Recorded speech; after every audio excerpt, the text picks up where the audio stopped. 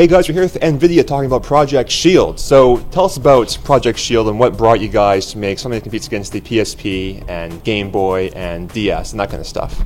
Sure. Project Shield is a device built by gamers at NVIDIA for gamers out there.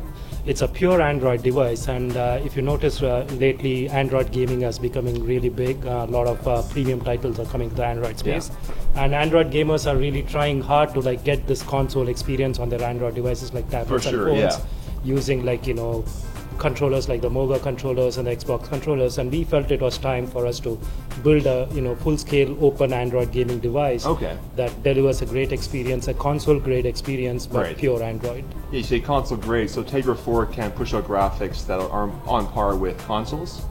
Definitely. I mean, not current generation consoles, but if you look at some of the games like GTA Vice City, GTA Sonic, those were all console games. Now they're available on Android devices. Let me talk a little bit about the hardware here. This is powered by Tegra 4, obviously. It's got a 5-inch screen, 720p display, 296 ppi, so it looks really nice from every angle that you look at it. Console-grade controllers, joysticks, dual joysticks, a D-pad, triggers and bumpers. It's got a tune-based reflex speaker system which gives you really loud and rich audio. Let me give you a brief demo here. So it's almost like a jam box built into this device. Yeah, for sure. Right. And you'll notice here on the home screen, if I go to the home screen, it's just pure the Android UI that you know and love. Jelly Bean on it, and you can play all your Android games. You just log into your Google account and all your previously purchased content, games, everything automatically shows up and you can enjoy it. And out here at the center we have something called as a Shield button, and when you press this, it immediately takes you into the Shield UI, which displays all the games that are currently installed. So as far as games go, what do you have for launch titles with the Shield? A whole bunch of titles are coming up.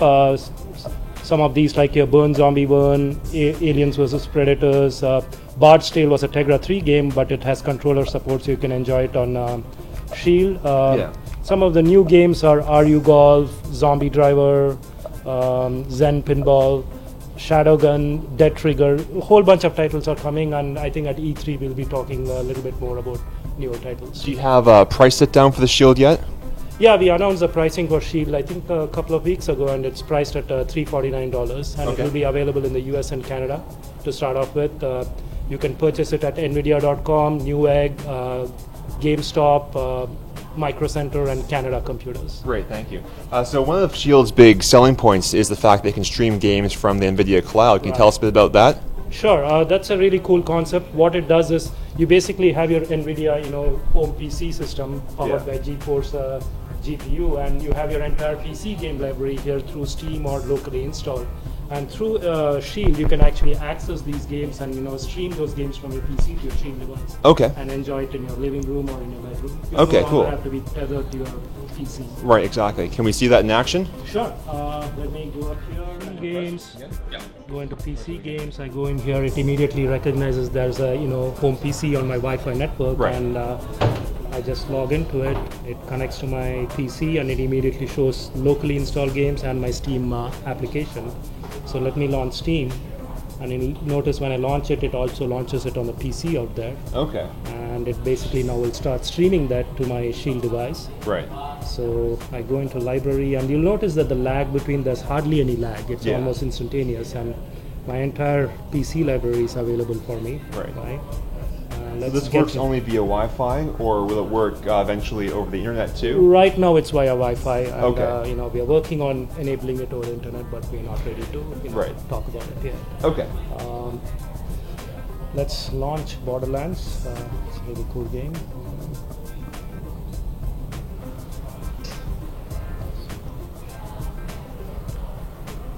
So Borderlands on your Android mobile gaming device. Very impressive, And if I want to quit out of the game, I just go back. So as far as the frame rate goes, that pumps out how many frames per second? Whatever the PC is capable of. What it's basically doing is it's rendering it locally and then compressing it and sending it out as a 720p video stream. With what codec? H.264. Great. And I'm back to my Android interface, and enjoy all my local content here, movies, videos, books, whatever, everything's out here. If you think about it, compared to other portable gaming devices, you're not paying like $40-50 per game. The cool thing about this being pure Android is you get all your Android games here for like $1 or $2. Most of the games are $1 or $2, maybe $5 to $10 at most. Yeah. So it's really, as far as Android games go, what's the killer app for the Android gaming system? What's the must-have game for the Android? Right. I mean, a whole bunch of games are already available, like GTA Vice City is available, Dead Trigger 2 version 2 is coming up. Yeah. Shadowgun Dead Zone is a really cool multiplayer, shoot 'em up game. Mm-hmm. And I think we have a bunch of other titles in works, and we'll be talking about it in the next few weeks. Okay, cool. So the Shield has a great design. It looks a bit like PSP and DS had a kid. It's very light. It's not too heavy. You won't get tired after playing it for a few hours. The trigger buttons down here are quite responsive, and they fit your hand naturally. The two joysticks feel a lot like say a PS3's joysticks. They're quite responsive. The buttons as well, they've got a nice bounce back to them. They fit your hand naturally. They've got bigger hands, so it's an easy fit for me. The screen is very nice, high resolution. It's a touch screen, so you can control it either via the two joysticks or by touching it there. And as far as gameplay goes, the Shield can push out pretty impressive frames per second for most of these games. The games don't feel laggy at all, they feel very natural. But the problem with the games, though, is right now there's not one killer app for the Shield, right? There's a great selection of ports, but it's hard to name one great game that's a Shield exclusive that would really make the device or make you want to buy it. The Shield comes with Hulu Plus, which is great, but unfortunately in Canada that doesn't work yet. It comes with other built-in apps like YouTube, like the usual Android browser, Chrome. Video looks great. It can push out HD quality video. The color contrast is fine. So it comes with a whole selection of ports. We've got mini HDMI, micro SD, mini USB, meaning that it can connect into most of your devices in your home theater or office. So the cover comes off like this pretty easily. So if you want, you can buy probably customized colors. If you don't like the standard metallic color, it comes off pretty easily. And the device itself feels very nice. It's not flimsy at all. It's a nice, well-made device. It doesn't feel like it'll break in your hands. The top opens quite easily, just like this.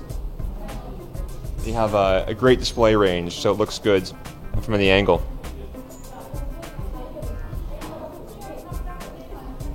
That's our Shield hands-on. Thanks for watching, and stay tuned all week for more coverage of Computex.